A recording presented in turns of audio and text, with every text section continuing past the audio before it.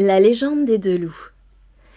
Dans cette nouvelle histoire, Lumi, le petit colibri, nous partage une légende ancestrale des peuples amérindiens. Ce conte d'origine cherokee, transmis oralement de génération en génération, nous parle de nos émotions, de nos choix et de notre humanité profonde. Il nous rappelle que ce que nous devenons dépend de ce que nous choisissons de nourrir en nous. Alors, à présent, cher auditeur, je t'invite à t'installer confortablement et à te laisser porter par la légende des deux loups. Dans un village niché au cœur des grandes plaines, vivait un vieux sage du nom de Nayati. Nayati et son petit-fils, Akeu, partageaient souvent de longues marches réflexives dans les vastes étendues balayées par le vent. Akeu était un enfant vif et curieux, mais son cœur était parfois troublé. Il pouvait se mettre en colère pour un rien, se comparer aux autres, douter de lui-même, puis retrouver sa joie à l'instant suivant.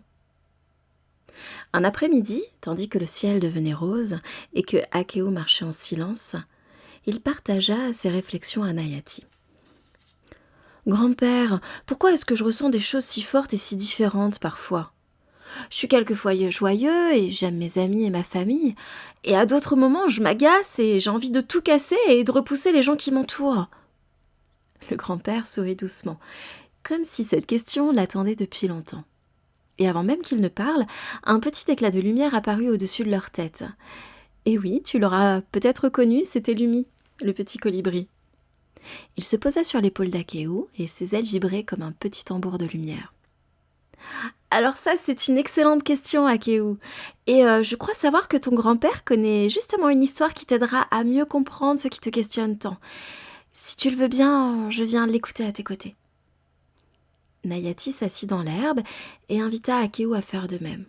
« Approche, mon enfant, je vais te conter une légende pleine de bon sens que mon grand-père m'avait également partagée lorsque j'avais à peu près ton âge. Dans le cœur de chaque être humain, vois-tu, vivent deux loups.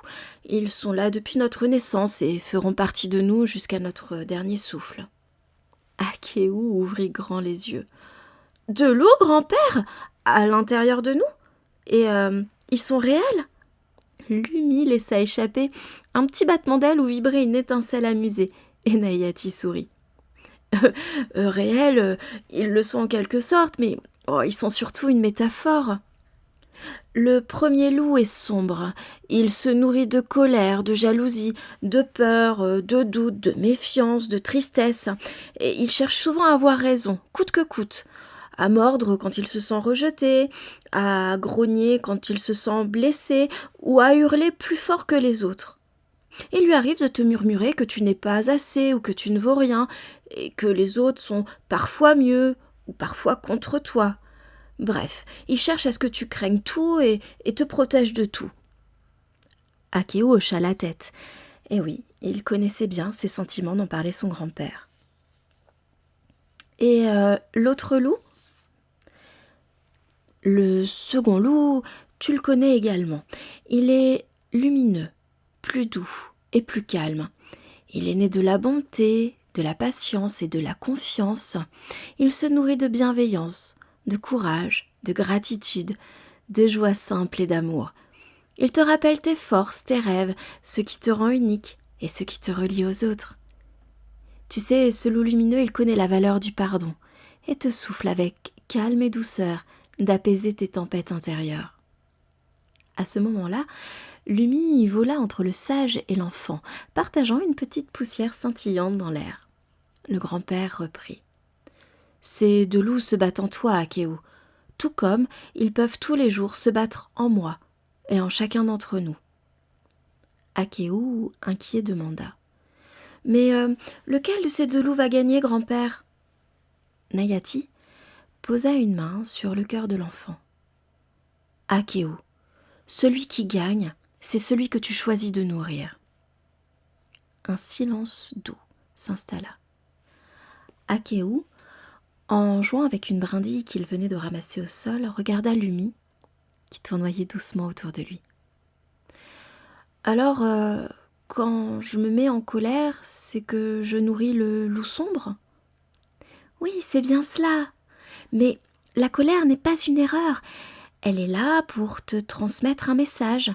Cette colère, en fait, elle te dit que tu ne t'es peut-être pas senti respectée. Et puis tu sais, il y a d'autres émotions qui peuvent être inconfortables, comme la peur et la tristesse. La peur est là pour t'indiquer un danger, mais attention, ce danger peut être réel ou non. Et la tristesse, quant à elle, t'indique une sensation de perte. Ces émotions, quand tu les ressens, t'invitent à te recentrer sur toi-même pour mieux les comprendre, mais aussi mieux collaborer avec elles. Ainsi, à chaque fois que tu reviens à ton souffle, que tu choisis un geste d'amour, un mot doux, ou encore d'être dans la gratitude ou dans l'accueil et l'écoute, eh bien, tu nourris le second loup, tu sais, le loup lumineux. Akeo, pensif, regarda l'horizon. Il comprenait mieux maintenant ce qu'il ressentait. Et toi, Lumi, lequel des deux loups tu nourris ? Le colibri éclata d'un rire léger. Oh, eh bien, tu sais, je ne suis pas à l'abri de nourrir le loup sombre, mais autant que possible, je choisis de nourrir celui qui fait pousser les graines de lumière. Et tu sais, toi aussi, tu en es capable. Le grand-père, heureux de ces mots et révélations, ajouta. Souviens-toi, Akeo, nourrir un loup ne veut pas dire combattre l'autre. Il s'agit seulement de choisir chaque jour où tu mets ton attention, ton souffle, ton cœur. Ta liberté intérieure, c'est quand chaque matin, tu choisis lequel des deux loups tu inviteras à marcher à tes côtés. Et si tu t'égares ou que tu crois trop alimenter le loup sombre, respire, calme-toi et reviens à toi. Le loup lumineux, tu sais, est toujours près de toi, attendant patiemment que tu reviennes à lui. Le vent souffla doucement, comme pour valider les sages paroles du vieil homme. Akeo respira profondément et se sentit plus léger, comme s'il venait de découvrir un précieux secret qui l'accompagnerait pour le reste de sa vie. Et toi, oui, toi qui écoutes cette histoire, je t'invite à la laisser infuser en toi, comme une lumière douce qui t'éclaire de l'intérieur. Saurais-tu identifier le loup que tu as nourri aujourd'hui ? Quelles émotions reviennent souvent dans ta vie ? Peut-être as-tu découvert ce que ces mêmes émotions cherchaient à te dire ?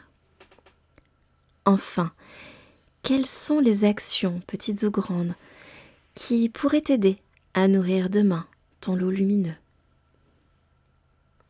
Au travers de ce conte, Nayati, Akeo et Lumi nous rappellent que nos émotions ne sont pas des ennemis.